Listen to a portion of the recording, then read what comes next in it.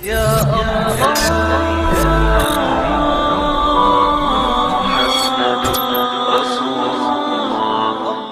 عائشہ صدیقہ رضی اللہ تعالیٰ عنہ کہتی ہیں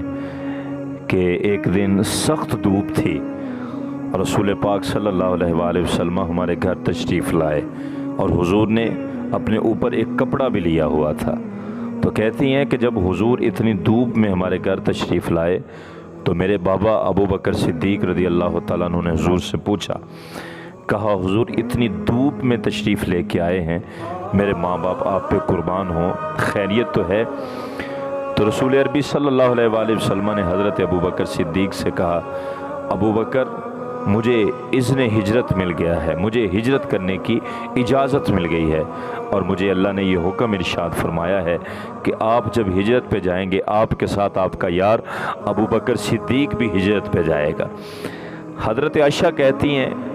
کہ رسول پاک صلی اللہ علیہ وآلہ وسلم نے جب یہ بات کہی تو میرے بابا ابو بکر نے رونا شروع کر دیا۔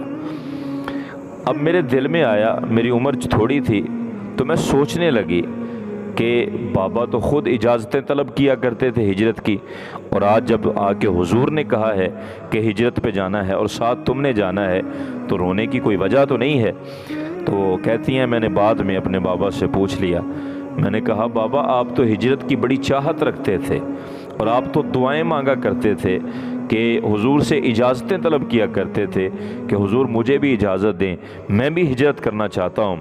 اور آج جب حضور نے آ کے کہا کہ ہجرت پہ جانا ہے اور ساتھ آپ نے بھی جانا ہے تو آپ نے رونا شروع کر دیا۔ احباب ذی وقار، حضرت عائشہ کہتی ہیں حضرت ابو بکر صدیق کہنے لگے بیٹا